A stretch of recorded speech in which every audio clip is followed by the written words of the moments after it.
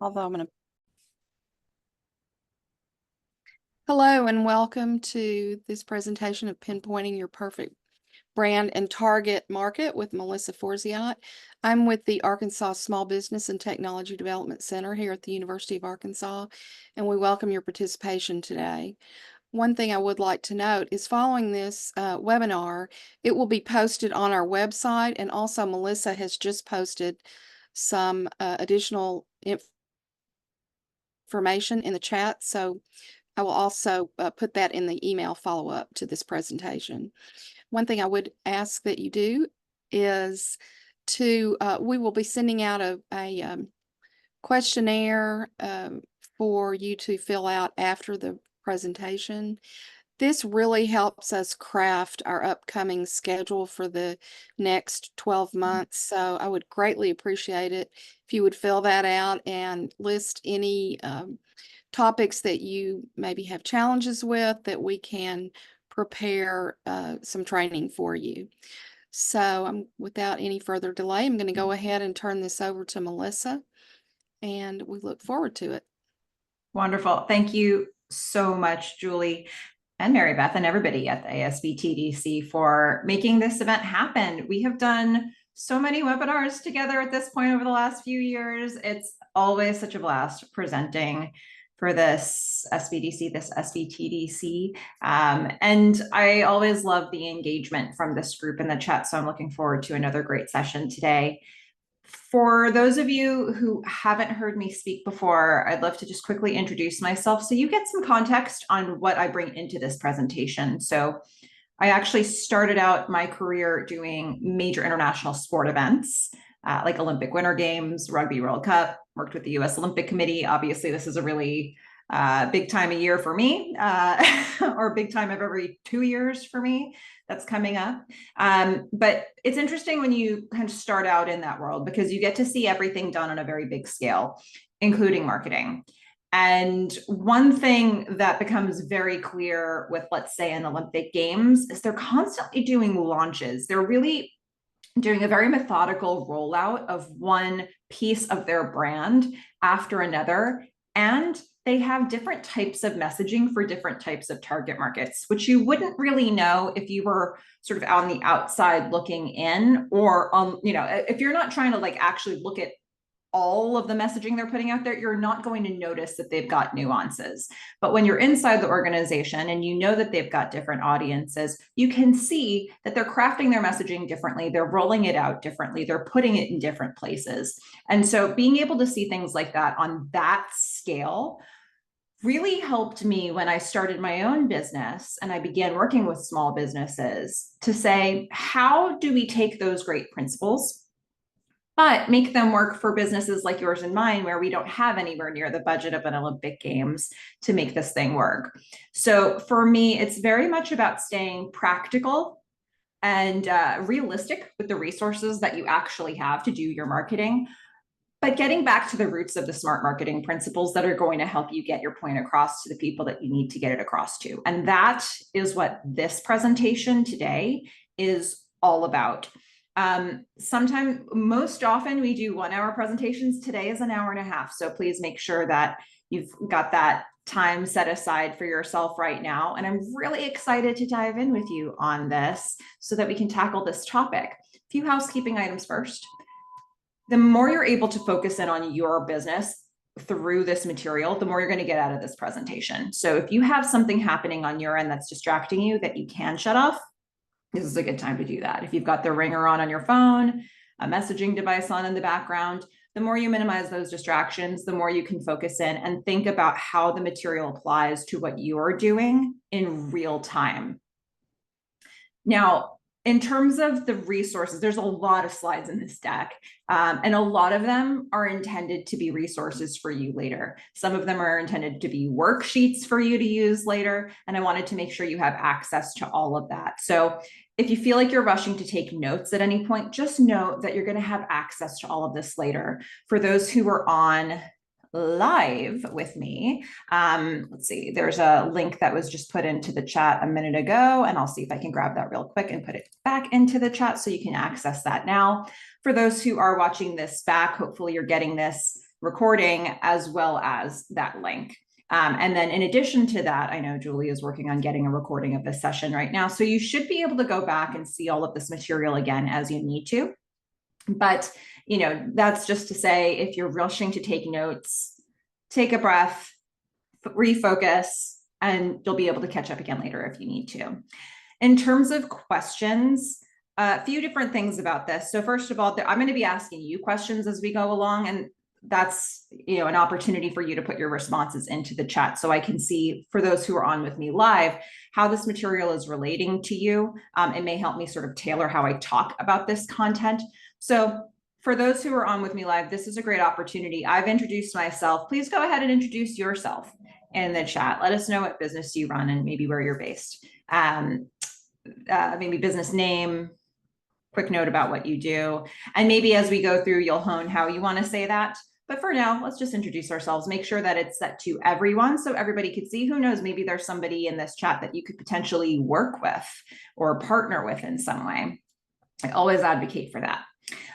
So that will be how I approach questions with you. If you have questions, I'm going to save time for your questions at the end. So make a note of any questions that you have, and we'll address those with as much time as possible at the end. And I love being able to address questions that are specific to your business, because I think that often helps other people to hear how I would specifically apply a piece of information to somebody else's business.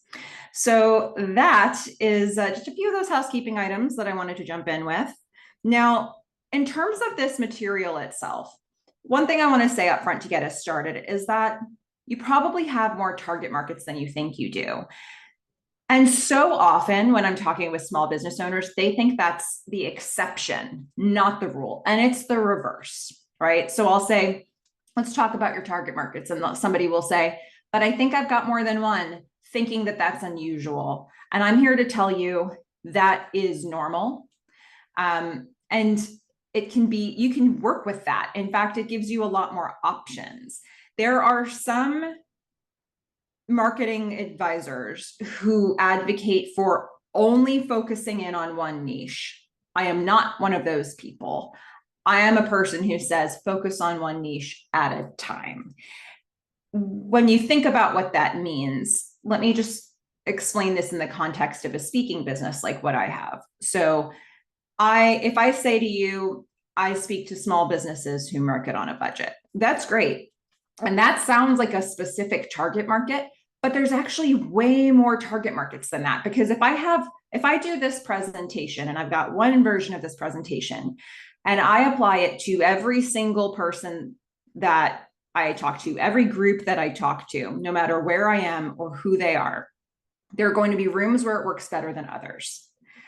What are some of the differences that might make it land better or worse in a room? Well, is it a group of businesses that are in a big city or in a rural area?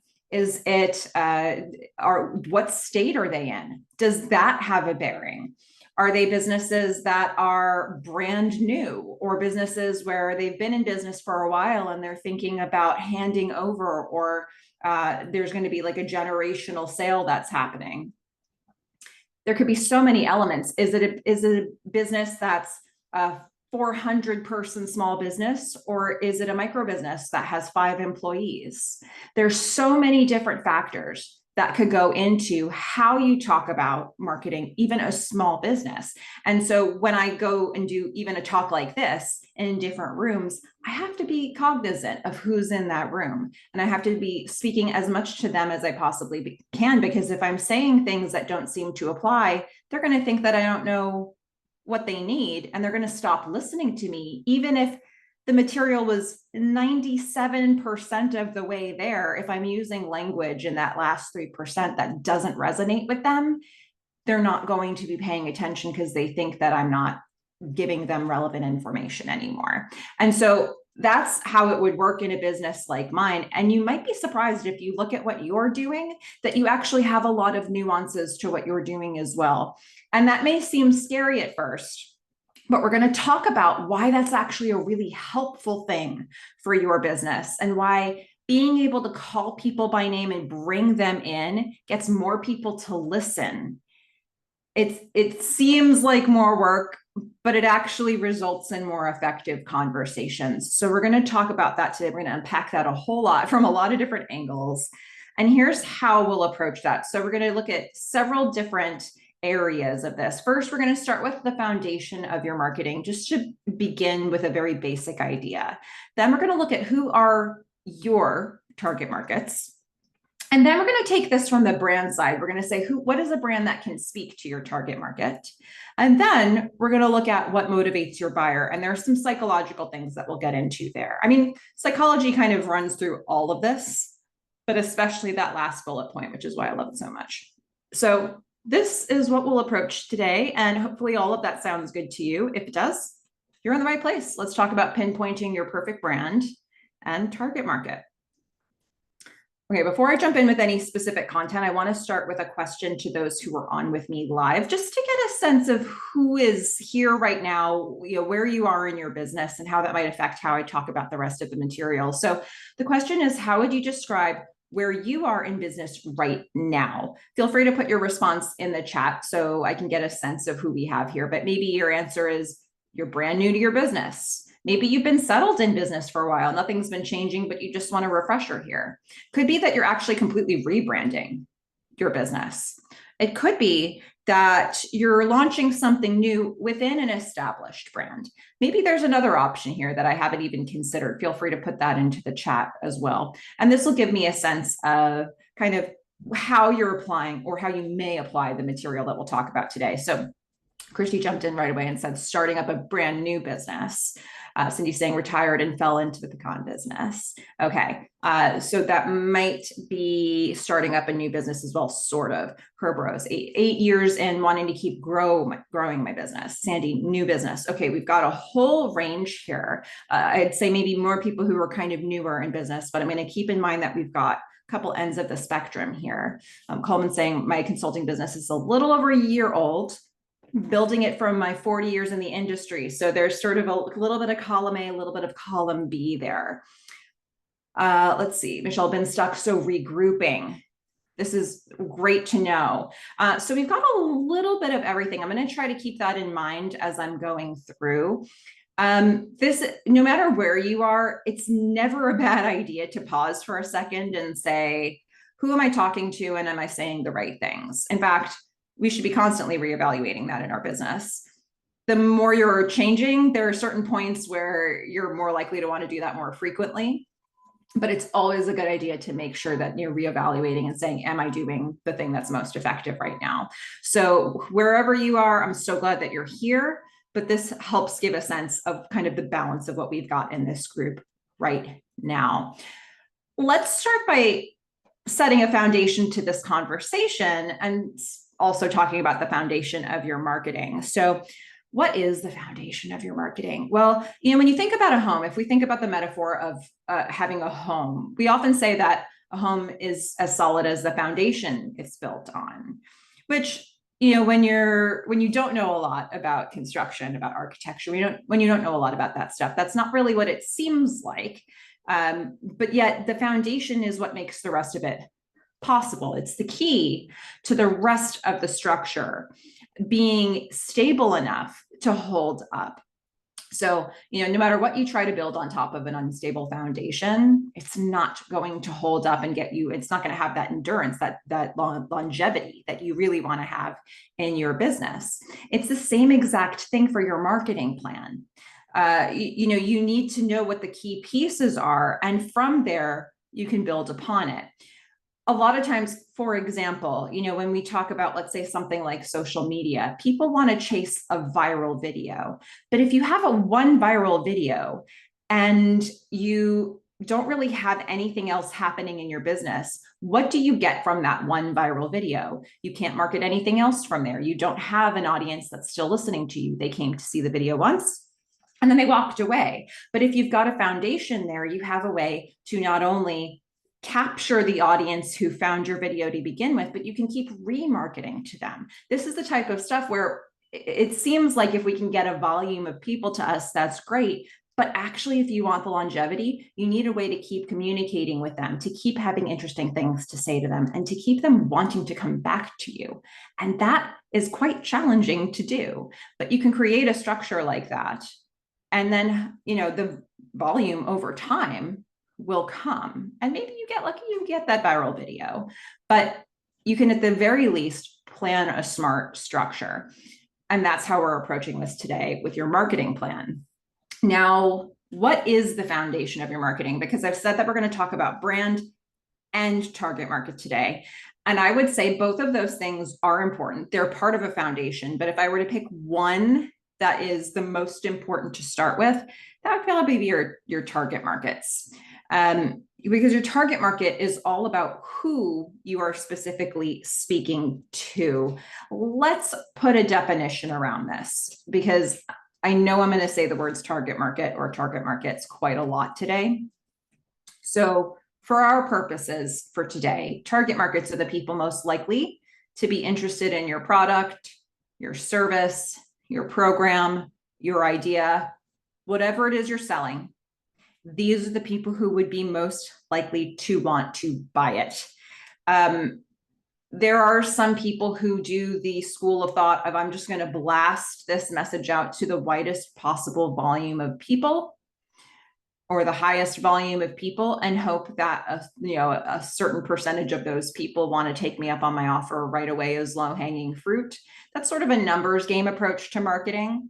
If you've got the budget to throw at that solution, great, but a lot of us don't. And so a more efficient way to market is to find your target markets and point your message directly at them. Now, that often scares people because they'll say, but if I get that specific, I'm then excluding a whole bunch of people. But in reality, the truth is that you probably have more than one target market. So if you can start honing in a specific message to each one, you'll actually be more effective at grabbing each of them. And we'll talk about that concept a bit more as we go. But, if you have the budget to do an ad during the Super Bowl, that's great. You'll hit a really high volume of people, and hopefully you'll get enough people who take you up on your offer after that, where you can make the money back for the money that you spent on that ad. But there's also going to be a lot of waste in a plan like that. There's going to be a very high percentage of people who didn't need that message in that moment and have no intention to do anything with it. And you spent money marketing to them if you take that strategy. If you could take that money and put a bunch of ads into very specific publications directed at that target market, you actually might see more bang for your buck down the road. So this is the kind of thing that I really want to reinforce as we go through. You probably do have more than one target market, even if they're nuanced, like I broke down a bit for the speaking side of my business. And that's okay. There's a way to work with that. And hopefully by the time we come out of today's session, if this is the case for you, you're going to feel like you have more of a plan for that. So why am I saying that target markets are the foundation? If you don't know your audience, there's a whole bunch of other things you wouldn't know. So let's go through that. If you don't know who your audience is, how would you really know what pain points they have to know what your offer is going to resolve? Sometimes the best offerings for us come out of tailoring something that is going to solve a problem for the audience. And if we don't know who they are, we can't know what that is, right? And, for that matter, if we don't know who they are, how would we know where they are to figure out how to market to them and where to market to them? You can know exactly what you want to say to people. You can have exactly the right offer, but if you're putting the marketing for it somewhere where they are not, they're never going to see it. And so you have to make sure you know who they are to know where they are. And once you know those things, that also impacts how you package your message. In what way do you, whether it's visual, whether it's through your words, what language do you use? What are some of the things that you can do to make sure that they know within seconds, this message is for you? Because you can put it in the right place, but if they can't tell instantly that the message is for them, we're so looking at everything that's around us right now. We're so distracted by everything that we don't spend more than a couple seconds sometimes looking at different things that are in front of us. So you have to know right away that something is for you to really hold your attention to it. And that impacts, for us as business owners, how we package the message or the product to begin with, and what language we use in the marketing to try to get their attention. Now, that's, specific to a product or a service, but your entire brand is also the bigger picture of that. If you don't know your audience, you wouldn't know how to craft a brand that will ultimately speak to that audience. And then this is something we're going to look at a lot more at the end of this presentation, but if you don't know your audience, you really wouldn't know what would motivate them to buy what you sell. A lot of times it takes repeated messages to somebody before they're ready to take you up on an offer, buy your product or service, sign up for the thing you want them to sign up for. So what is going to be that moment that makes them go from saying, I'm hearing your message, I'm listening to your message, to I'm doing something about it? Sometimes circumstance for the other person has a lot to do with that. Maybe the conditions need to be right in their life or in their business for them to be ready to buy what you're selling. But sometimes it's something about how your message lands on the day when they finally decide to make a decision. And so knowing what's going to motivate them will help you craft a message that's more geared towards that. And then lastly, if you don't know your audience, how would you even really know what to offer? When I think about all the different types of marketing presentations I do, and for some of you, you may have heard some of my presentations because I've done so many with the ASBTDC. And I can tell you that years ago when I started speaking on marketing, the presentation topics came out of me talking with different small business groups and saying, what information do you need? And really listening to the types of questions they were asking and constructing material from that place. I didn't have something that was prepackaged and said, this is what everybody needs. I listened to what they said they wanted, and then I created that for them. And then once I had a few, I created more based on the questions that I was getting from the presentations that I was delivering. So the more you know your audience, the more you can actually create a product or service or some offering that's actually going to be relevant to their needs or their wants. So hopefully this gives you a sense of why target market is the center point for us to start with. Brand is very important too, but for me, the more you know about your target market first, the more your brand can develop from there in a way that's going to be relevant and appropriate. So if you feel sold on this idea, that's great news. But who are your target markets? Where do we go from here? If you agree with this idea in theory, what do you do about it? Like, how do you take what you know about your business and then decide exactly who the audiences actually are for it, especially if there's more than one that you need to be focused on? How do you start boiling this down in a way that feels useful to your business? So I want to start this. I've been talking for a little bit here. I want to throw a question back to the people who are on with me live. And if you're not on with me live, I want you to think about this for a moment and pause here in the presentation. My question is, how many target markets do you think you have? Without breaking this down any more than I already have at this point, just put a ballpark number in the chat for me if you're on with me live. What's your instinct on how many target markets you actually think you have here? Sandy's saying 2. We've got Christy saying 3. Coleman saying 4. We seem to be going sequential. Michelle broke that with another 4. That's great. I love it. We don't need patterns. We just need your thoughts. So right now we've got anywhere from 2 to 4. How many target markets do you think you have? Cindy's saying mine's pretty much open. Okay, that'll be really interesting to see what comes out of that. What comes out of this discussion for you, to see if you feel like you can refine that anymore.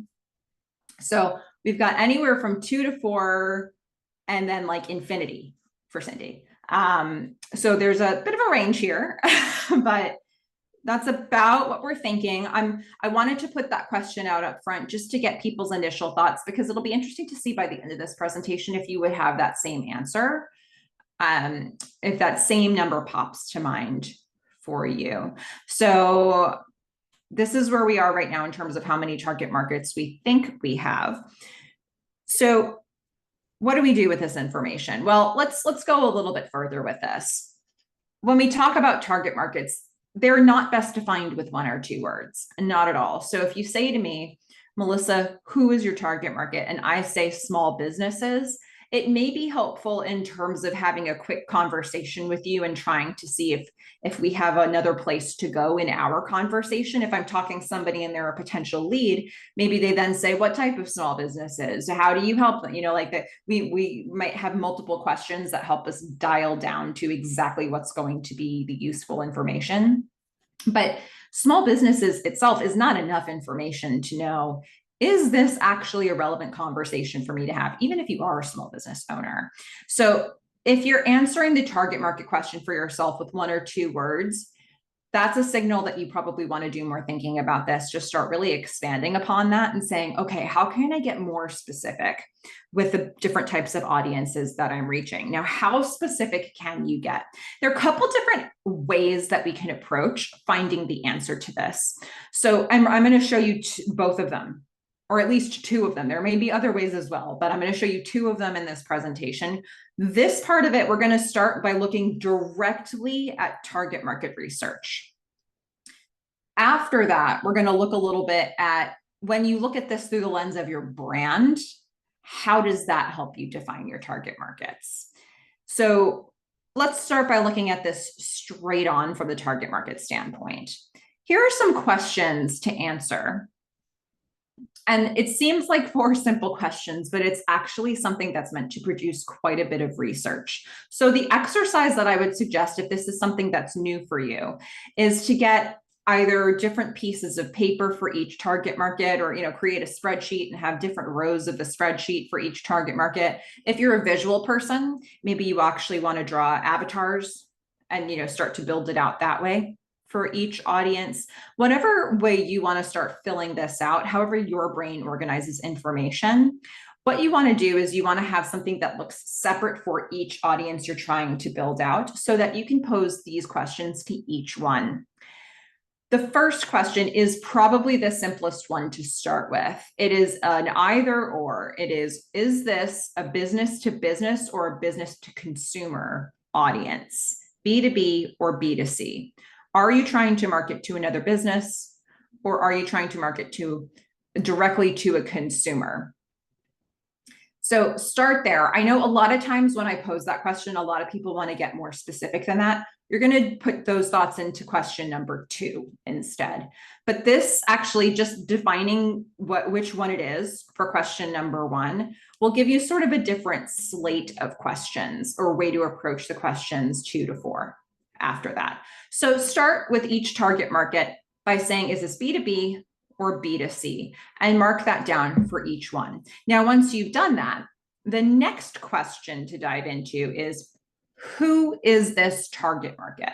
This is where you get to describe them in as much detail as you possibly can. Now, the reason why it was helpful to break down B2B or B2C first is that you're probably going to ask different questions about the who depending on that, or you're going to come up with different answers. So for example, if you are selling, let's start with business to business. If you're selling business to business and you say, who is this business? Describe this business. What are some of the characteristics of a business that might be right for the thing that you're offering? Does it have to do with the size of the business? How many employees they have? How much revenue they have? Does it have to do with what specific type of contact? You could have a company that has 5,000 people in it, but reaching any one of those 5,000 people might not be the right person. Maybe the only person you need to reach is the chief finance officer. Okay, then that's literally the only contact that you need to start curating, or you need to find the gatekeepers to get to those people. So maybe there's a specific contact that you want to reach. Maybe the types of businesses that you want to reach have something to do with their value system. So for example, maybe your business has eco-friendly products and you want to reach businesses that have eco-friendly or environmentally conscious as one of their values. Great. That really starts to streamline who you're looking for here. Maybe you're trying to reach businesses that do not have a specific service. Maybe you don't want to have an overlap. So, or maybe you're not trying to overlap with a competitor. So maybe you're actually trying to exclude a portion of the people for whatever reason. So these are all some things, for example, that can help you start crafting who you're trying to reach and how you're trying to reach them here. It could be that you are trying to reach people that businesses that that they have a certain target market, and that can be something that you build your list around. So again, all of these things will help you start to craft that part of your list. If you are selling business to consumer, you're probably going to have some different ways to break this down. So if you ask the question, who is the target market? And now I'm trying to reach individuals. I might say, is my product or service, is it gender specific? Is it age specific? Am I trying to reach, is it marital status specific? Am I trying to reach divorced women 50 and above? Okay, there's a bunch of very specific things that I'm putting there. Am I trying to reach dog lovers? Am I trying to reach wine drinkers? There are all these different things. It's not that you're trying to flesh something out based on just imagining what might be of interest to people. It's about saying what actually matters for the product that I'm selling. And we can talk a little bit as we go about different ways to do this research. But one of the ways to do something like that is to look at other companies that are reaching the target market you think you're trying to reach. Look at some of the examples of people, especially on social media. Look at social media, go down some rabbit holes, see who's following that company and what else are they following. Start to look for trends. What is continuing to come up over and over again? What other companies is that company following? Social media can be a really interesting way to do some research. There are other ways. But when you start looking at things like this, what are their other interests? What are some of the things that they do, some of their behaviors? This is stuff that you can start filling out through the research that you do. So, who is this target market? Those are some of the types of questions that I might ask if I'm thinking about individuals. A lot of times, when I say to somebody, who is your target market? They'll say everybody, because they want to keep as wide a net as possible. And they feel like it's my product or service is kind of useful for everybody. But then I'll say something like, okay, so like clowns and babies and lawyers. And they'll go, okay, well, maybe not everybody. And then we'll start getting into the conversation about, okay, well, how do you really specifically start calling people in? So those are some of the things that you might look at for the who question. Again, you're going to start answering this question as specifically as you can on each separate piece of paper for each target market. Now, once you've done that, we're going to get to question number 3, which is where is this target market? Where is a question broken down in 2 parts? Where can be a geographical question, like on a map, where is this person? Can they be anywhere in the world? Can they be in specific countries? Are they just in the US? Are they just in Arkansas? Are they just in a specific city in Arkansas? Are they just in a specific neighborhood? Or maybe you have a business that has tourism activity. So you might say, I've got a local market and a market that comes from this place over here. So now you know that you need to have a couple different ways that you market to people based on those locations that they're in. So sometimes the map part of this is a helpful place to start when you think about where. But that's not the only way to look at where this target market is. So the other way to look at it is behaviorally, where are they? So if you said, my clients, my customers are in Arkansas, great. Does that mean you just go to any street corner anywhere in Arkansas and just shout your message? Is that going to get in front of them? Maybe not, right? So the question now becomes, the people that I'm trying to reach in this specific part of the region of the world or the state or this particular place on the map, what is their behavior? Where do they go where I can find them? So, do they work from an office? Do they work from home? Do they go to school? Do they have kids who have after school activities that they have to pick up from certain places? Do they go to certain service providers? Do they go bowling every Wednesday night? What is their behavior? Where do they do their shopping? Like what can you learn about these people that feels relevant to how you might market to them? The more you know, the more you can find places to market to them. And once you've got that list for each of those places, what are your options for marketing to them there? Is there a bulletin board at the bowling place that they go to every night, every Wednesday night? Is there one of the service providers that so many of them go to, do they have a rat card area where you can put a rat card or a postcard about your business? Do they have newsletters that you can do some sort of partnership swap and both of you do a feature on each other? What are the ways that those places are talking to the people who frequent those locations? That becomes a way that you can market to the people that you want to reach. This, I'm sure, sounds like a ton of work to do if you do all these 4 questions for all of these different target markets, and it is. But if you do it, your marketing will be far more efficient and far more effective long term. You'll come up with a list of options that are available to you. And if you try one and it works, great, keep doing more of it. If it doesn't work that well, move on to the next one, because you have a list of a bunch of different things that you can try to reach them. There's really no replacement for doing this research. Nobody just has the answers to these questions. They would have to research them for you. And in addition to research, a lot of times we have to test it. Marketing is all about trying things, looking at the results of it, whether they're quantitative or qualitative, and deciding what that means for your business. So as much as we often want shortcuts to these answers, it takes time to gather the information. But there are a whole bunch of different ways that you could potentially try to gather that information, which could be, first of all, talking to the ASBTDC and seeing what resources they have for market research, because who knows what's available to you there. It could be going to your local library, because a lot of times local libraries have different ways that you can do market research. And sometimes they're even big enough where they actually have a small business marketing expert or somebody who's on staff who can help direct you to the resources that you need. It could be that you're using the internet to go down some of these rabbit holes and see who's following who else, and what information you can glean from that. There may be a variety of market research tools out there for you, but these are the types of questions that you want to answer so you can really understand the profile of each group that you're trying to reach. Now, why do we do something like this? Let's think about a practical example. And I'm going to give you an example of a business that's far bigger than probably any of ours, but we all know it. So I want to use it as a way to really visually show you why it matters to have conversations like this and to do this sort of research for your business. So the example business I want to think about here is Nike. Again, I totally understand that most of us do not have the budget of Nike, but I want to think about how Nike breaks this down.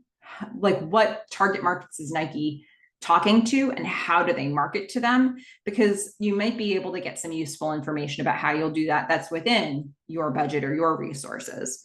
So if I look at Nike's website, what information can I glean about who they're trying to reach just by looking at the website? Well, one of the things that's really helpful, and one of the reasons I picked this business, is that they have filters in terms of their products. And those filters tell me a lot about what their marketing probably looks like. So how specific are their target markets? First of all, they've got basically 3 categories: men, women, and boys and girls. They put boys and girls into one category, but that is probably 2 different target markets of its own as well. So they've got men, women, boys, and girls. That's the first level, but they get more specific than that.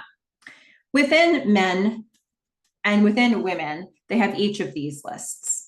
Let's keep boys and girls to the side. Let's just look at this. So they've got options like lifestyle, running, training in gym, basketball, Jordan, football, soccer. But you can see the whole list all the way down to easy on and off. Okay. They've got that whole list for men. They've got that whole list for women. They've got a slightly modified list for boys and girls. So when you start to think about this, this is just their second level. But when you think about what this means, when they say, I've got shoes for women, that's true. But if I'm a woman and I'm looking for shoes, how do I know that you have the shoe that I specifically want? If you say, I've got easy on and off shoes for women, oh, that's what I'm looking for. You might have what I'm looking for. Okay, great.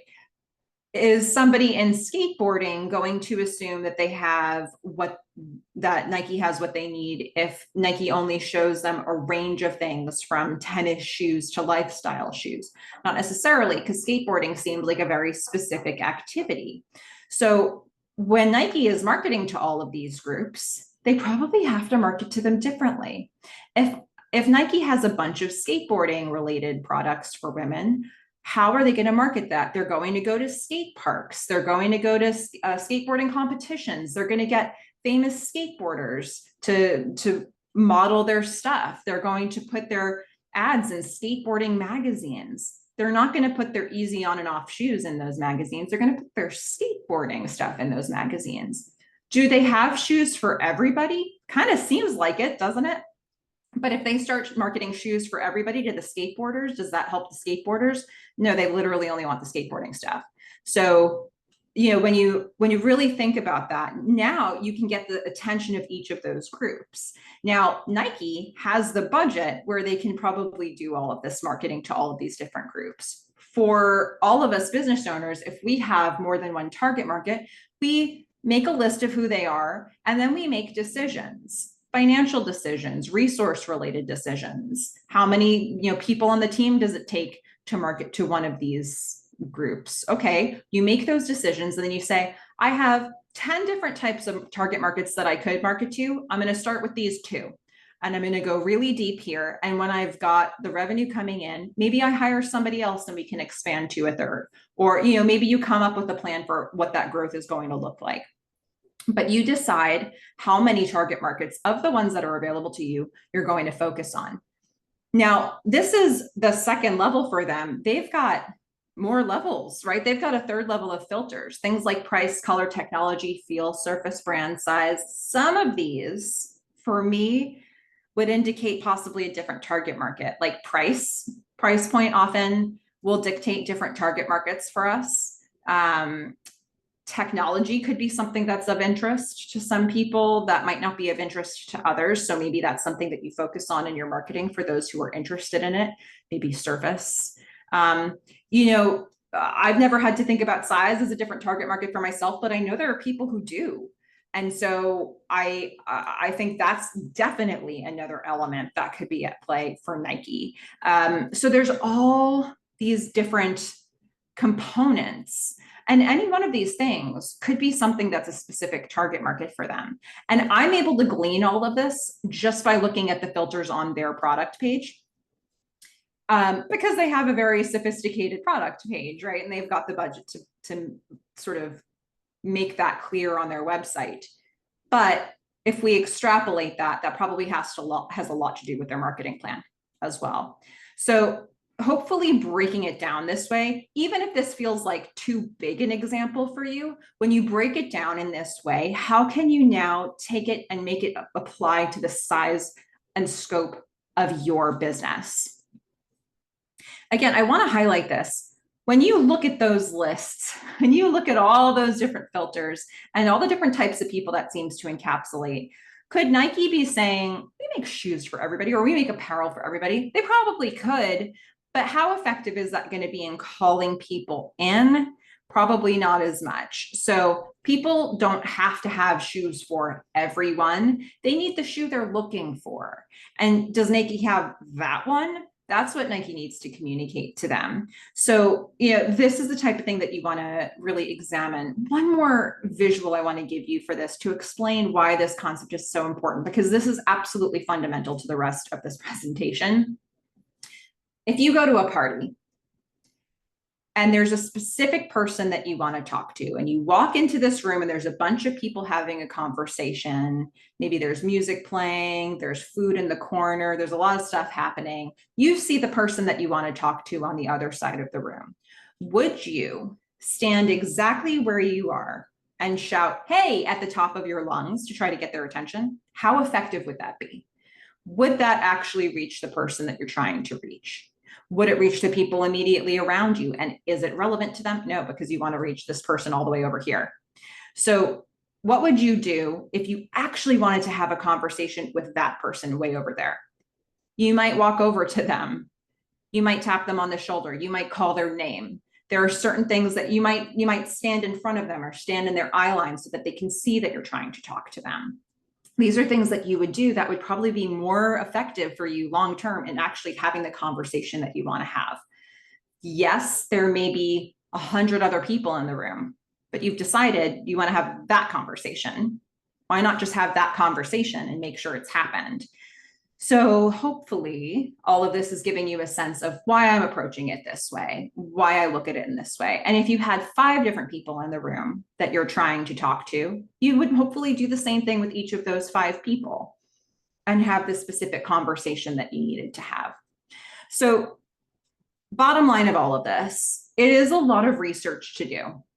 But the more you do this research and the more specific you get, the more efficient and effective your marketing will be, which means you will probably save more money long-term. Like the money that you spend, however you market, if you're spending money, will probably go further. If you're choosing to spend time in your marketing, that will probably stretch further, because whatever resources you're putting towards your marketing, you're always speaking to a pool of people who are more likely to be interested in your message. So again, just to highlight it for the people who are on live right now, Julie put a note in the chat about really connecting with the ASB TDC if you want some support with market research, because they can help you with that. And that is a great place to begin. So that is a tool that I would recommend. If you're not on with me live, please go back to the ASB TDC on this. They can help you. Now, let's look at this from the brand standpoint, because there is another angle to approach this. So there's this, I'm going to show you an exercise here in a moment that is helpful both in defining brand and also kind of tends to illuminate target market as well.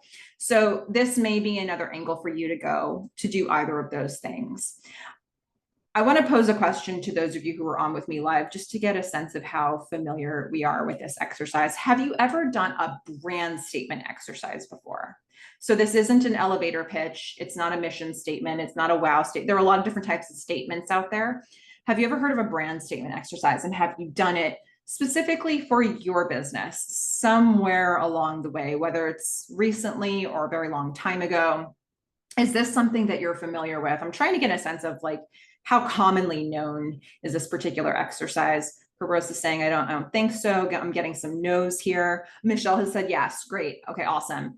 Michelle, in your case, I'm going to show a very specific model for this, and maybe this presents some new information for you, but I'm going to try to give you some extra details to think about in case you have done an exercise like this. For the most part, this is brand new information for people. So for those who this is brand new for, that's so great, because this type of exercise is a really interesting one. It unearths a lot of information about your business. So in terms of a brand statement exercise, what actually is this? First of all, I'm going to say it's an internal exercise. Brand statements are really not intended to be used externally. They are not meant to produce perfect, finalized marketing copy. They are the road to that. They are an exercise for you to brainstorm, to figure out who you're trying to reach and what you're trying to do for them.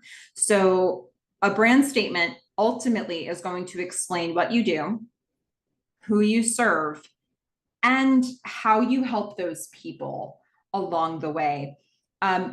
If you look up brand statement, you're going to come up with all different kinds of formats out there.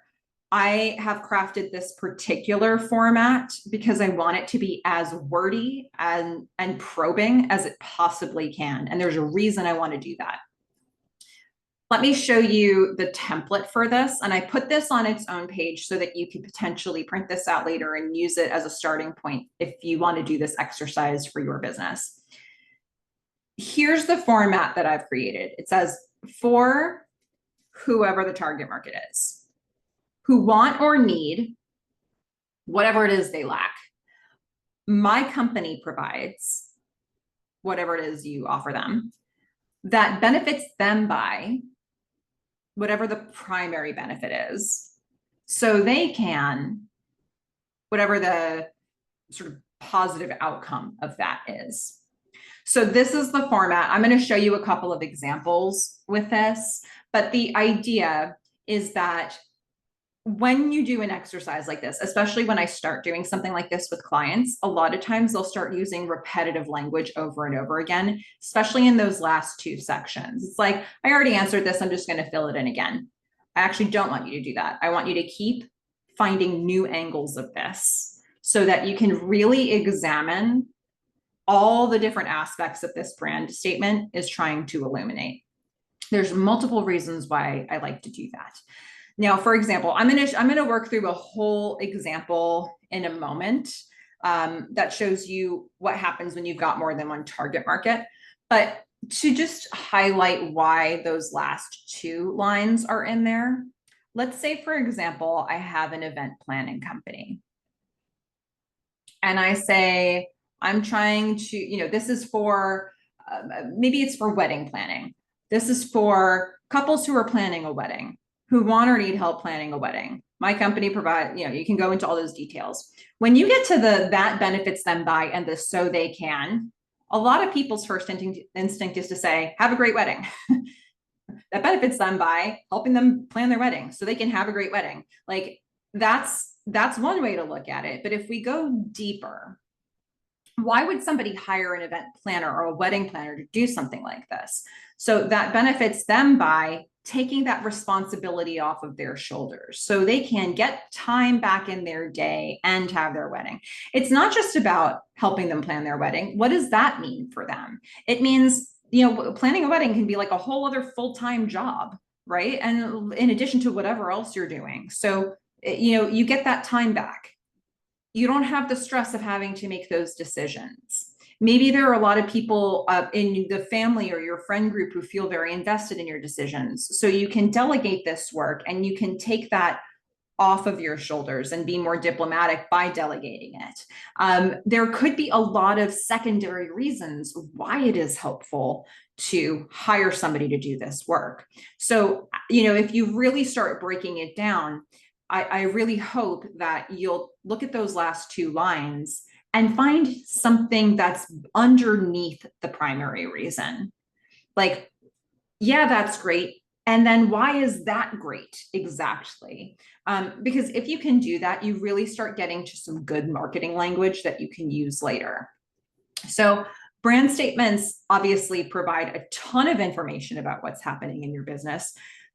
Let me show you a couple of working examples so you can see why it's useful to have a format like this. And if you're going to do a brand statement and you've got more than one target market, I would suggest that you do this for each target market, like this company that I've hopefully invented right here.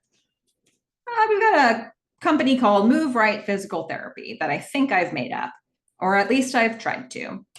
So let's say Move Right Physical Therapy, for the purposes of this presentation, let's just give them two target markets for our example. They probably have more than that, and I'll talk about that afterwards, but let's say they've got two target markets. One is competitive athletes and the other is seniors. Okay, so they're providing physical therapy services to competitive athletes and seniors. So how might a sample brand statement look for the athletes? All right, so for this one, for competitive athletes who want or need to recover from a sports injury fully and quickly, my company provides committed care to get them back to 100% strength as soon as possible. That benefits them by getting them back to training while lessening the risk of re-injury, so they can miss less time at practice and resume their normal workout schedule. So what do you see when you look at this? First of all, I want you to notice that this is like a really long run-on sentence that you're never going to present in this form in a marketing capacity, right? This is an internal exercise. I just want you to come away with as much language as you can to say, ooh, is this something I need to start slipping into my marketing? So this is meant to give you a long run-on sentence, not perfect for your marketing, but perfect for brainstorming your marketing. So that's one thing. Now, when you start answering these questions, you're going to start getting some keywords in here that it's like, ooh, is this something that I can focus on when I'm marketing to them? Sports injury are some very specific words we get to drop in there because we're talking to athletes. They want to recover fully and quickly. Not everybody needs to recover quickly. We always say we want to recover quickly, But for an athlete, missing a single day of practice is threatening to them. Missing one meet or competition could be devastating to them. They want to get back out there as soon as possible. And sometimes it almost goes to the point of ridiculousness in terms of what they're willing to do for physical therapy. So this company is speaking to them and saying, I want to get you back out there fully and quickly, but also at 100% strength. We want to lessen the risk of re-injury. That's a scary thing, right? You walk that fine line when you're an athlete. If you want to get back out there fast, you don't want to get back out there so fast that you re-injure yourself. Missing less time at practice, resuming normal workout schedules. These are statements, these are pieces of language that are relevant to this group that may not be relevant to a group like the seniors. So let's look at a different type of brand statement for that audience.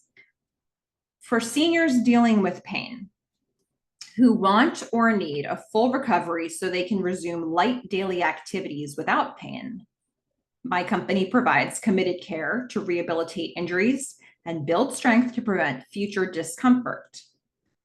That benefits them by providing a steady long-term solution for their pain, so they can return to the activities they love most without fear of further damage. Think about some of the different language you're able to put into a brand statement like this, just because you've separated it from the competitive athletes one. Are they trying to move mountains? No, they're trying to resume light daily activities, right? They want long-term solutions. They just want to get back to the activities they love the most, without having to worry about, whatever's hindering them right now. So it's not necessarily about the speed, it's about the longevity and being able to get back to the activity that they like to do. So even when you look at these two, even though these are still two very broad target markets, you can already see that we can speak to them differently by having two separate brand statements. This would mean when you're having a conversation with a senior, you can use language like this. It means when you're marketing to a group full of seniors, you might use language like this. If you're putting an ad in a magazine for seniors, you might use language like this. If you're putting a blurb in a newsletter at a senior home, you might use language like this. And when you're speaking to competitive athletes, you use language like you had in the other one. Now, when we've talked about the fact that you might have more target markets, because again, saying competitive athletes or seniors, it's one or two words, it's not enough information. So how would this brand statement change if I was marketing to swimmers versus gymnasts versus wrestlers versus track stars? How would this message change if I was marketing to people who the activity they want to get back to is gardening or walking? Or some light sport activity, or, what are the different options of the things that people could want to get back to? And you could start inserting that type of language in here. For the competitive athletes, depending on what kind of sport it is, it may change how you use words like practice or what the competition is. So you can already see that you can start breaking it down more and more. If all you want to do is be somebody who does physical therapy for skiers, then you've probably got a pretty significant market out there, and it's about using the language that's going to be really specific for that. So this is a really cool exercise to do in terms of like the amount of information it's going to bring out for your business. One of the things that often happens with doing different brand statements, I have found when I work with clients, a lot of times in their effort to answer all of these blanks, to fill in all of these blanks, a lot of times they'll start putting in language that seems like it's signaling another target market to me. And I'll say, that's interesting that you said this word. Is there any chance that's another target market? And they might say, you know what? It actually is. And then it'll mean that they need to build out another brand statement for that audience. So doing an exercise like this, if you're doing it to try to unearth more target markets, it may feel like you're opening up a can of worms. Like, will it ever end with the target markets?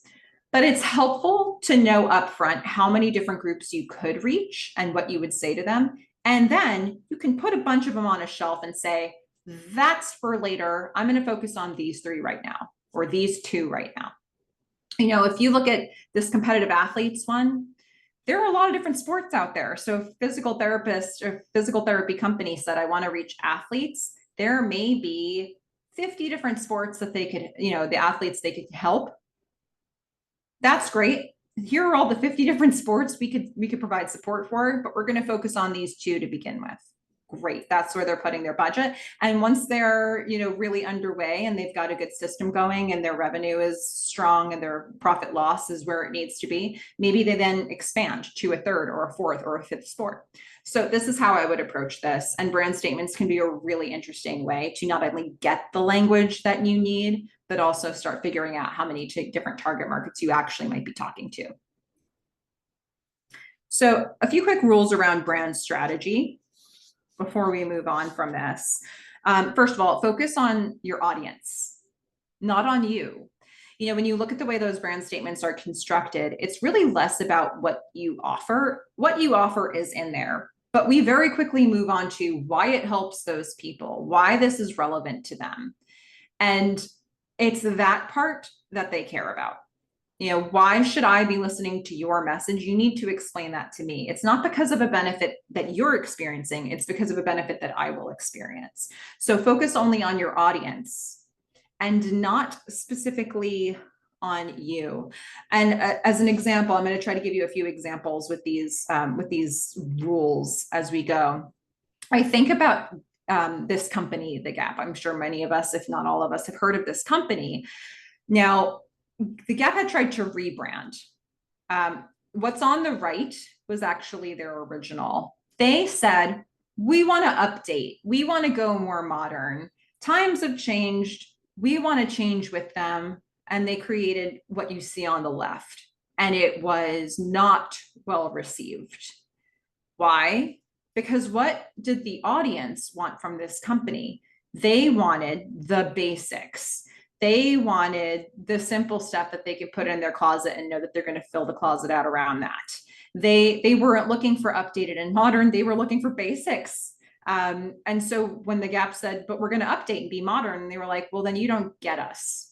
And so the audience made that very clear to them. And they had to forego their rebrand. So it's not just about what you think you should be doing. It's about really understanding what the audience is looking for. And hopefully the brand statement is helping you get to that place. Also, brand statements are about speaking a language that is so relevant that the audience chooses to listen. Again, if you're at that party and the person's across the room and you shout, hey, they don't know you're talking to them, nor would they have a reason to stop what they're doing to listen to you. If you really get their attention and say, I have something specifically for you to hear, now they want to hear what it is. So when we think about what relevance looks like here and how that relates to attention, I want you to think about this. I'm going to make a question more and more specific and show you, like, does this become more relevant as we go? Let's say you're marketing to a group of people and you say, are you planning an event? And they're like, yeah, sure. There are a lot of different types of events out there. How do I know that the events that you're talking about are what I'm doing? You say, are you planning a wedding? Yeah, I am planning a wedding. Lots of different types of weddings out there. I don't know what you do. Are you planning a rustic themed wedding? I am actually planning a rustic themed wedding. That's interesting. Wonder what this person has to say. Are you planning a rustic themed wedding in Arkansas? Yeah, I am actually. All right. What are you doing? Are you planning a rustic themed wedding in Arkansas on a budget? Yep, that's me. What do you need to tell me? If any of these answers is no, then I'm probably going to be looking for the next piece of marketing that you're doing. If I see that, to look for something that's more relevant, or I'm going to look for a company that is going to be able to help me with that. But if you're trying to reach the people who are planning a rustic themed wedding in Arkansas on a budget, why not tell them? That's probably going to be the best possible way to signal their complete attention. Once you've got this group, their attention is undivided. And who knows how many people are in this market, right? If you've done a little market research, you might know exactly how many people and what potential revenue there is for you in that 5th question there. So that seems really specific, right? But if you've got multiple specific audiences, focus on one of them at a time. A model that I really like, an example that I really like for this, because a lot of businesses are in this situation where they've got more than one audience. And they're like, yeah, but really, how practically speaking do you do this? I like to think about car companies, automobile companies, because they're doing this all the time. And we can really learn a lot from how they're marketing to their audiences to see how we might apply some of those principles to our own businesses. So let's look at, for example, Toyota. There, you could insert any other company in here really, but Toyota as a make, what are some of their different models? Here's a few. These 3 models that I'm showing here are intended for completely different audiences. We got something like a Sienna, you're probably going to be looking for, a family, or you're going to be marketing these 2 families. The Prius, we're looking for something that's more economy based. We're looking for the Tundra, we're going more outdoors. You're never going to see an ad that has all 3 of these vehicles in the same ad. You're never going to see a TV program that has a commercial for all 3 of these in the same place. They're going to pick one that's right for that demographic, and they're really going to focus in on it. But if you pick up a different magazine, if you look at a different TV program, if you, go to a different community event, you might see a different vehicle that they're marketing to that audience. They have all of these things. And if you were to surf around Toyota's website, you'd see that they have all of these things. But when they go out into the world to try to grab people's attention, they're going to get as specific as possible as they can, with each demographic. One more thing here, 2 more things. Make the value clear to them. If you spent time in your brand statement with those last 2 fill in the blank spots of why is this helpful to you, if you're getting specific with each target market, be specific to what value is helpful to them. And I'm going to show you an example of a company that tried to change a tagline to one that was too general, and it failed. Delta at one point had "We'll get you there." And they probably had the logic of, well, everybody wants comfort that they're going to get to their destination. So this is going to provide comfort, but that is not the impact that "We'll get you there" had. "We'll get you there," the result of that new tagline was, is that all you can offer me? Like, I'm not going to get more leg room, or my bag's going to get there with me? Am I going to have a ton of connections? Am I going to get there on time? Like, this is the bare minimum. And there might have been people who had different expectations, who Delta wasn't really meeting any of those by something as general as this. They probably thought this was a safe option and it might make the audience feel safe. And it had the opposite effect. Like, oh, you really don't get what I'm looking for here. So they had to go back to the drawing board with this one. And then lastly, be consistent and persistent. This is the last rule that I'm sharing in this section, but boy, is this an important one. I can't tell you how many times people have come to me, business owners have come to me and said, but I've been saying this thing over and over. People must be tired of hearing it. I'm just going to switch up my language. No, you want those patterns in people's head. You want them to feel comfortable with the language that you're using. You want them to feel like they understand what you're selling to them and that you're not just going to keep switching things up on them. Be consistent with the language because you want the pattern to form for your audience's brain. And remember, just because you've used the same language 1,000 times in your marketing doesn't mean somebody else has actually seen it 1,000 times. And if they did, they might have seen it for 1 second and not even processed that they saw it ever.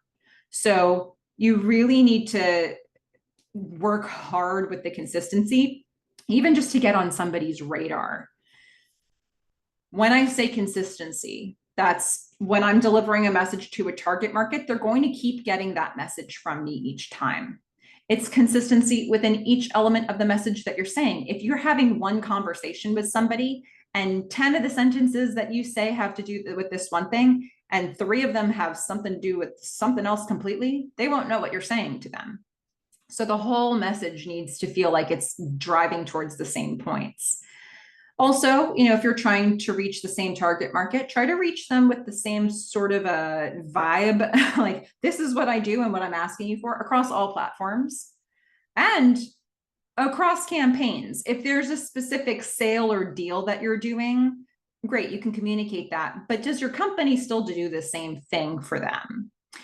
And over time as well, there are a few companies out there who have sort of made a name for themselves in being able to reinvent their brand. Coca-Cola comes to mind, but I don't have Coca-Cola's budget. I don't know if you do, but we can't just keep reinventing ourselves every single time and hoping that people stick with us. So consistency in all of these areas ultimately is quite important. Now, I wanted to look at one more element before we get into any questions that you may have about your business. And I love looking at this piece because I am really interested in the psychological component of marketing and sales. And especially for those of you who have done some of these exercises before, like I think about maybe Michelle in particular, like this might be a way to up level some of the things that you're working on. This is something that I'm constantly thinking about, these elements. And it's constantly developing more nuances for me that I can use when I'm talking to people from a marketing standpoint or even one-on-one from a sales standpoint. So if we want to get really dialed in with a message, what factors actually go into your target market's buying decisions? Well, buyer motivation is one thing I want to look at here. Buyer motivation, these options are intended to be for marketing as a whole. So when you're marketing, you're putting a message out to a large volume of people in your target market. But what are some of the things that are going to take them from saying, I'm hearing your message to I'm doing something about your message? Buyer motivation, if you can tap into it properly, is a key to help unlock this. So we've got some different categories here. They might be looking for comfort or pleasure, profit or gain, prevention of loss, having a sense of belonging, affiliating with a cause, avoiding pain, or pride or prestige. So if you think about, let's say, business to business, if you're selling something business to business, a lot of times those target markets have more economic concerns. So they might be looking for profit or gain, maybe prevention of loss, maybe avoiding pain. It could be that they're trying to affiliate with a cause because their target market needs to see them affiliating with that cause. So those are some of the things that more often come up with B2B marketing.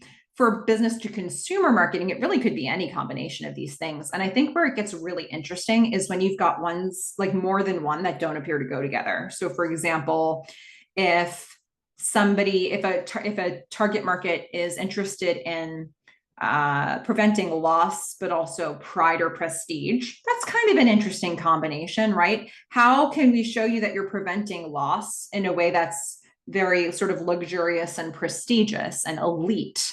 It starts to help you build a brand and build your marketing just by saying they actually do want both of these things. So really being able to look at this and saying, what does my target market want? And this might be different for each target market. So when you think about that, if you go back to the different sheets of paper that you were working on for your defining your different target markets, how would you add in answers to these questions in a way that's specific to each one? So if you're appealing to your buyer motivation, like, okay, what problem are you actually solving for them? Which buyer motivations is that appealing to? And I might also ask the question, is there an emotional appeal underneath that? And if so, which one? For some audiences, they might not have anything to do, it might not have anything to do with marketing, with emotion, but for some, that has a huge factor. So if you think, for example, about avoiding pain, is there an emotion under that? It might be actually a fear of the pain, or it might be wanting security. So which emotions can you tap into for either of those things? For some target markets, that's not a factor for them. Maybe B2B, you just want to keep it to economic considerations and keep it there. So these are some questions that you can start answering that can impact the language that you use when you market to folks.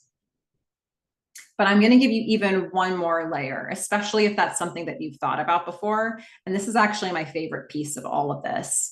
So I'm sort of saving it for the end, saving the best for last here.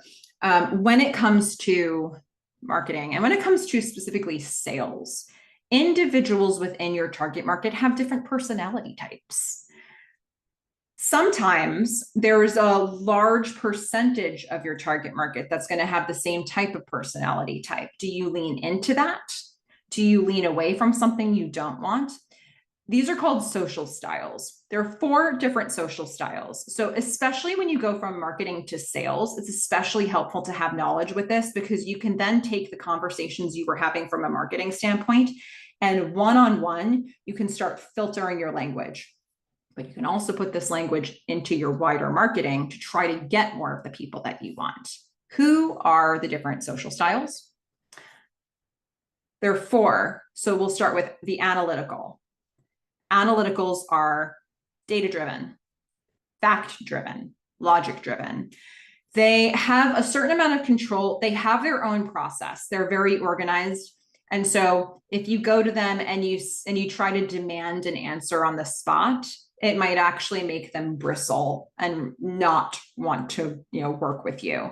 So the analytical, give them the information and give them a second to sort it for themselves and make their own choice. And they might come back to you with a fully formed decision. The opposite of that, bottom right, would be the expressive. These are emotionally driven buyers. People who are going to be more emotionally driven in the sales process. They're thinking big picture. They're thinking more like ambitiously and creatively. They're not necessarily thinking about the details. So, and this is a group that may make a more impulsive decision. Not to say the analyticals won't. If they know instantly that this is the right thing for them, they'll make the decision quickly. But an expressive, they'll do it because of the facts, and the expressive will do it because of this feels right. Let's look at the other 2 opposites. So we've got the driver at the top right. They are motivated by competition. They want to make quick decisions. They want results. They want to win. They want to win. They want to be better than they were yesterday. They want to win against their competitors. They may want to win against you, the person selling to them. So that's something that you need to really think about when you're talking to them. How can you cater to that in your language? The opposite of that would be the amiable. They want to make friends. It's very important to them to make friends in the buying process. So they're going to want something that feels cooperative and conflict averse. They really want the sort of the support of the process. If they come away and the salesperson feels like a friend to them, that's a win. So you can see how wildly different all of these are. You may, as I was talking through these, you may be able to think of somebody who's 100% one of these. I find that helpful for me when I think about those people I know as sort of an avatar. But a lot of times we're a blend. We're more dominantly one thing, and maybe it's cut with a little bit of something else. I love that Carol jumped in and said, I'm definitely an analytical person, because I got news for you, Carol. I'm an analytical person too. And this whole presentation was probably analytical. So maybe this geared towards your strengths. Whereas if I have a bunch of expressives listening to this, I might have lost them in the first few minutes, because look how many slides I have and how many exercises I've put in here. So I can't help it, right? I'm gearing this towards the analyticals. Can I help it? I can, but I want to put more information out there that's analytically driven. So just the way that Carol did, I wanted to pose this question to you, because no matter where you are in your marketing, if you figured out your brand, if you figured out your target market, this is stuff that you can always find more that's helpful to use with your marketing and specific sales conversations. Let's start with this. Which social style do you think you are most dominantly? Analytical, driver, amiable, expressive? Which one comes up for you? Cindy, we've got an amiable here. Cindy, somebody say hi to Cindy in the chat. Allison is expressive. I hope I didn't lose you in this conversation, Allison. We got a couple of expressives. Coleman, you're doing it better than anybody else. It's interesting when you know what you are more dominant in, because chances are, if you are doing your marketing, you might gravitate more towards this type of marketing. which means you might be attracting more of those people. And now the question is, do you want to? You get to decide that. It's not a given. You get to decide, who do you want more of? And this is something you can filter in two places, either in a sales one-on-one conversation. Maybe you do your marketing the way you were ever going to, however you were going to do your marketing. You bring as many people in as you can, and then you get into a sales conversation. You say, oh, this is one of those people. Or, yeah, come on in. You can sort of filter it at that point for yourself, or you can just change your language and figure out, how am I going to close this conversation based on their personality type. Maybe you want everybody and you're just going to find the right language to use. Or maybe you say, I actually only want amiables. So maybe you make sure that that type of language is always in your marketing. Even though, you filter that into your brand statements, you put that all the way through everything that you're doing, because you've made a really specific choice that you want more of this group, or maybe you want less of some group. And so you're very intentional about leaving that language out. This is something where, when I started learning about this, it made me feel a lot better about my sales process. And it ultimately led to a client base for me that was a lot better suited to what I actually wanted to work with. But if what you want to do is work with all of these groups, then having this language actually helps you figure out, what do I need to say to each group once I've identified them, to make sure this conversation goes as well as it can. It's very empowering to have information like this. And you can put it back in through any of the exercises that you've done and think about how that changes the language that you're using. So I know that I've given you so much different types of information, or so many different types of information. Hopefully every single person has come away with something that feels right for where they are in their business right now. Ultimately, if you first focus on your target markets, and then you later on start tailoring your selling to different social styles, you will find that you're having more and more success in the nuanced languages, the language that you're using, actually bringing in the right types of people for you, where you can make those sales, where you can get those customers. It's not just about the marketing. We want to have the sales, the revenue come in for our businesses. So getting more specific actually helps you do that. And I really hope that that's come across to you throughout this presentation today. Because with a solid foundation of audience and brand, your marketing can turn into sales. So that's hopefully what we're all aiming for here. And I hope that you found something here that'll help you do that.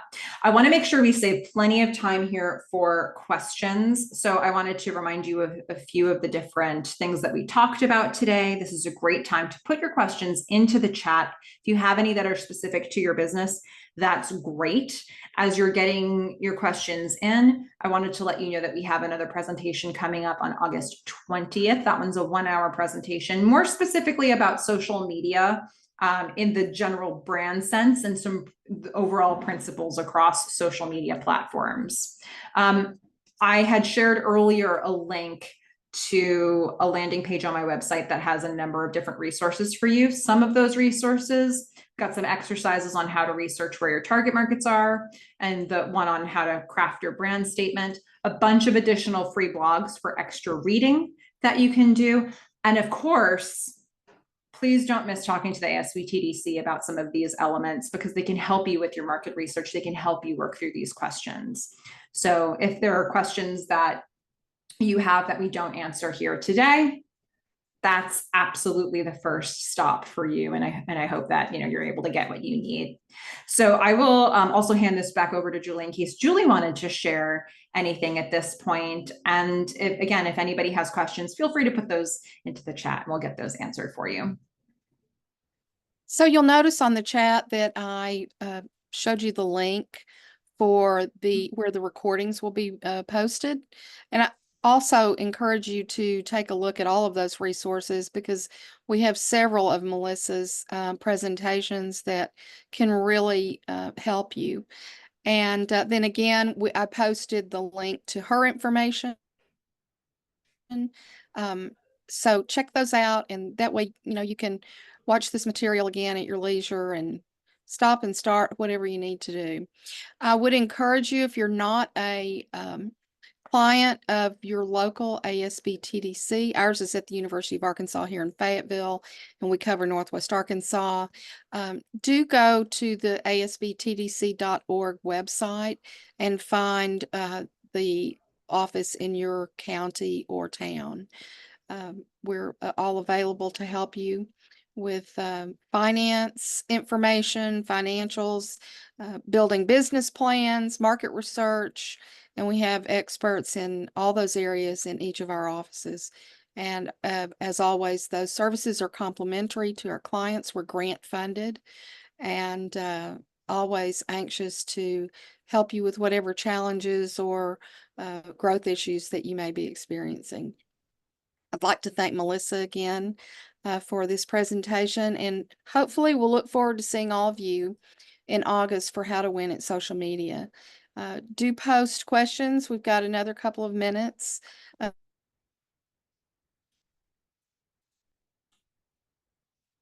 Anything else that you would like to know or review? And thank you all for, I know not everybody who was tuning into this live is an analytical. So this may or may not have been painful to have this amount of information coming at you.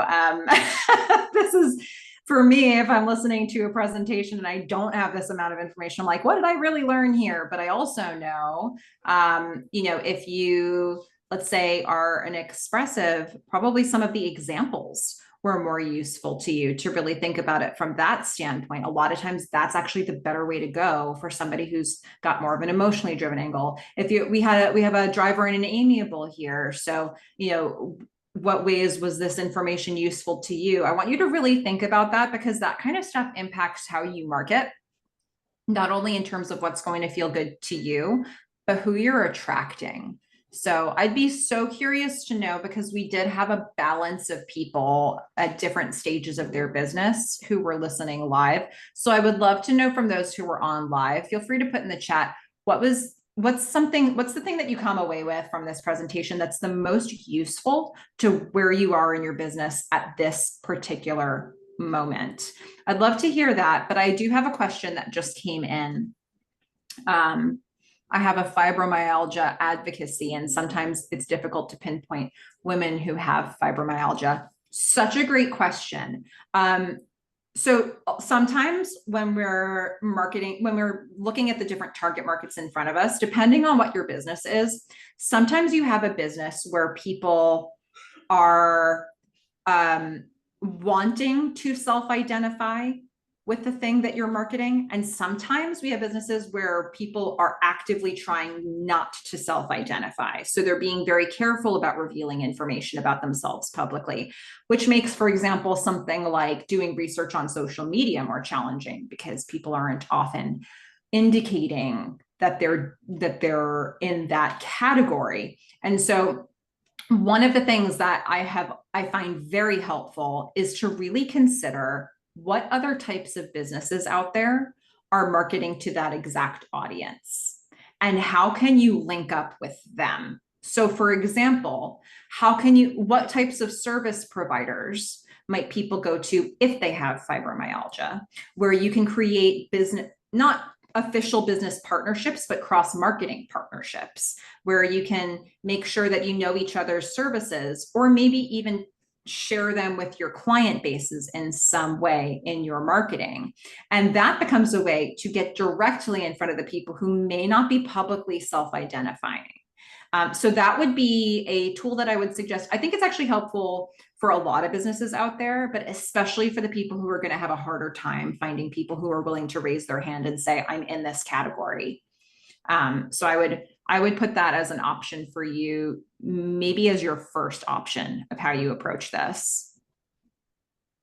But such a great question. And I'm glad you raised that, because sometimes people are more reticent about saying that they're part of a target market. And it's really fun to see which things resonated for different people who were on live here. So thank you so much for sharing all of that. Looks like brand statements Okay, were anything kind of a new else? thing. Pardon? looks like brand statements were kind of a new thing for folks here live. I like that. I'm so glad. I hope that that exercise is going to illuminate some new things in your marketing. And thank you to everybody for taking time, this much time to think about your marketing today. I mean, I hope it makes all the difference in the world for your business.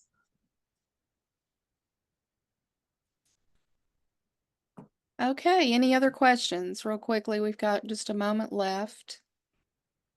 Oh, I love her comment. Even being amiable, I loved the brand statement exercise also. We appreciate you, Cindy. Absolutely. Absolutely. Okay, thanks again, everyone, for joining us. Hope to see you at Melissa's next webinar on August the 20th. And Melissa, thank you again for another great presentation and lots of good things to think about and to put into action, work on. Bye, everyone.